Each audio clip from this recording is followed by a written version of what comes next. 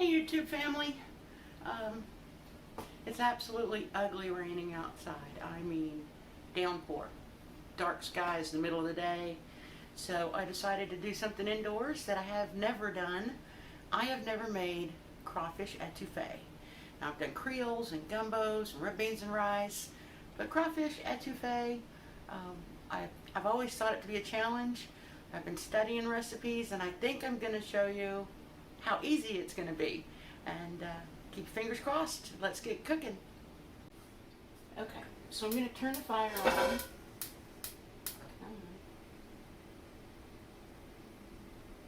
Medium high heat, cast iron skillet, half a cup of unsalted cubed butter.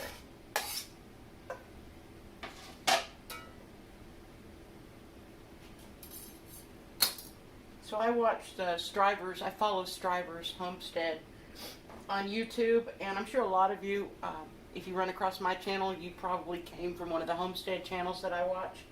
Well, Jen on Striver's inspires me so much every time I see her canning or cooking, and her laugh is contagious. So shout out to Jen for inspiring me to cook. And yeah, oh Jen, FYI, this meal is supposed to be wet. So what I'm going to do is I'm going to melt, this is 8 tablespoons or half a cup of butter. And then once this gets melted, I'm going to be adding in a half a cup of flour and 2 tablespoons of flour. And this is what's going to create our roux. And we're going to bring that to a darker shade, probably past the color that you would think of peanut butter. Most people up north, when they make roux for crawfish etouffee, will do a blonde roux, and then you end up with something that looks like crawfish in milk. So not something you, please make it darker than you think it ought to be, and they'll probably be right. So it takes a few minutes to melt down the butter.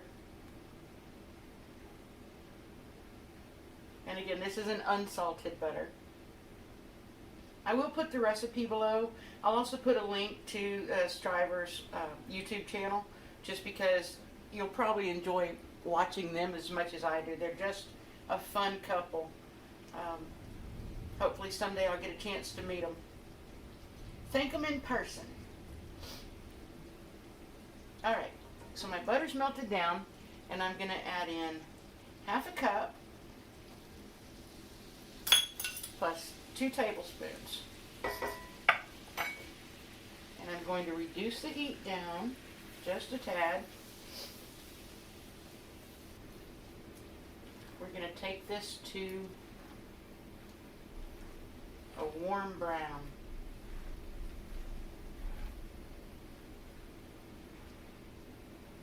So I turn it down to low because I don't want to burn it, I just want to brown it.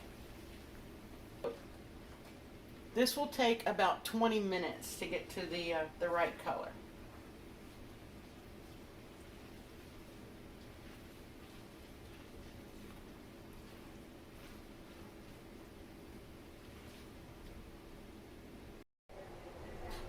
So I've been stirring this for about 15 minutes. It's getting a little bit darker.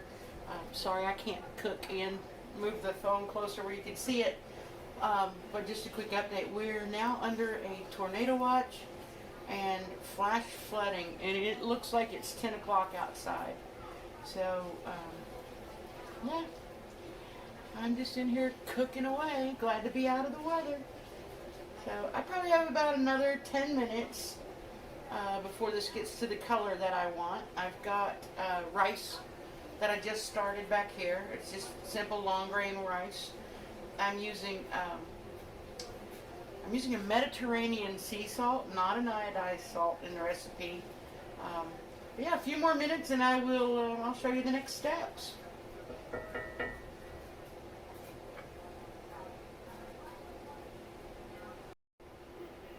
Okay, so that actually took about 25 minutes to get to the color that I wanted. So this is not blonde.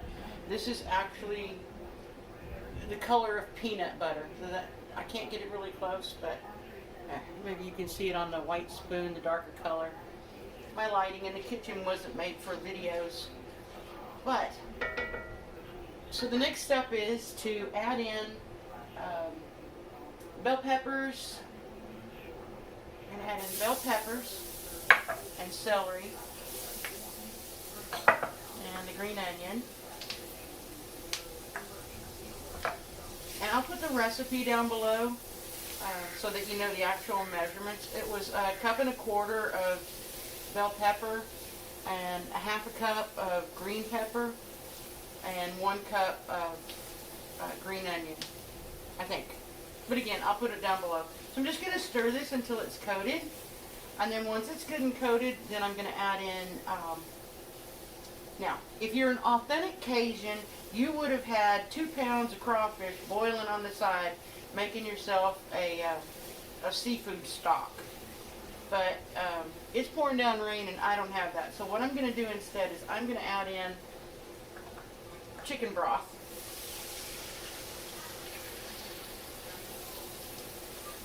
Which is like 14.5 ounces of chicken broth.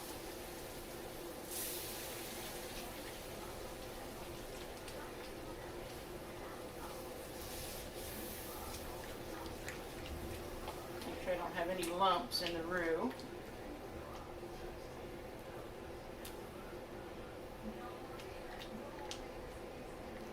Now I'm going to let this cook for a few more minutes before I add in my spices.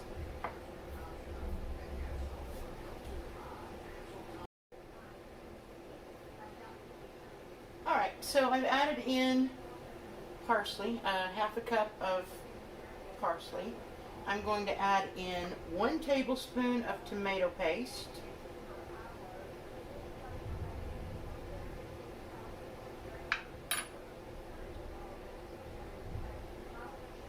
A 1/2 tablespoon of salt. 1/4 teaspoon of black pepper.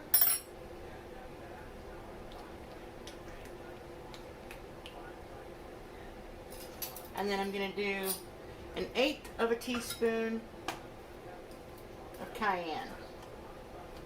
Everybody buys their cayenne in giant size, right? Or you grow your own. I haven't got that brave yet. I'm not growing my own cayenne peppers just because I don't think I could handle dehydrating or roasting and grinding. I use green onions out of my garden in this recipe. And never in my life, this is the first time, but never in my life have I chopped up green onions that made my eyes water as much as these did. I'm not sure if that's a good thing, but hey, fills a hollow hole, that's all that matters.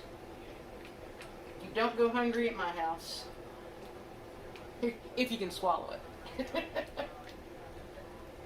Alright, so I'm going to let this come to a simmer, and then probably be about another 10 minutes before we add into the crawfish tails. Okay, so I turned up the heat, brought it up to a boil, and once it reached a boil, I'm going to give it a quick stir, and then I'm going to turn it on low, bring it down to a simmer. More like on this stove, it doesn't know how to simmer. This is a great gas stove, so it will probably be more like a 3-bubble boil, but as low as this stove goes. And then I'm going to cover this and let it simmer for like 30 minutes. Okay, so I covered it. I've let it simmer for about 30 minutes on low, and this is what we look like at the moment. It looks like brown gravy with a lot of veggies in it. Start to finish, this recipe takes probably about 15 minutes of chopping and prepping, and then probably about 50 minutes to cook everything. So what I have here is 2 pounds of crawfish tails. These are Louisiana. Do not buy anything that says it's from China. They're injecting their seafood with all kinds of stuff to plump it up and give it extra weight. Go online. You can buy seafood direct from Louisiana. I mean, I've even bought salmon from Seattle from the Pike Street Market online, and they ship it overnight. So be sure you're getting something, even though you don't like your food to travel that far, some things just have to, you have to compromise. But, so I've just put in 2 pounds of crawfish tails, Louisiana crawfish tails. Kind of like shrimp, doesn't take very long. I'm going to stir this in real good. I'm going to cover it until it's heated through. That's probably going to be like 3 or 4 minutes. I'm going to serve it up with some rice and some Texas garlic toast. So, yeah, I'll give you a picture of it when it's all said and done.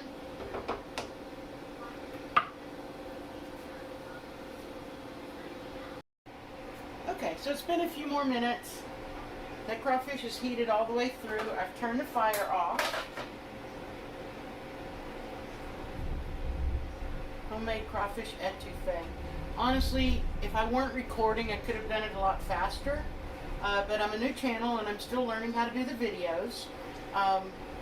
It took me about an hour and 20 minutes, start to finish, prepping, cooking, and videoing.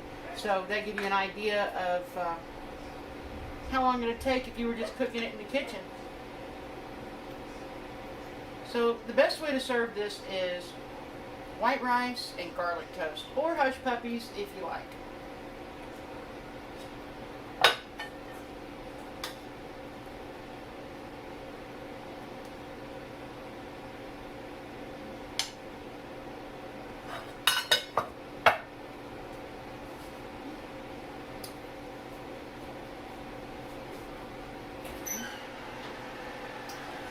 Texas garlic toast.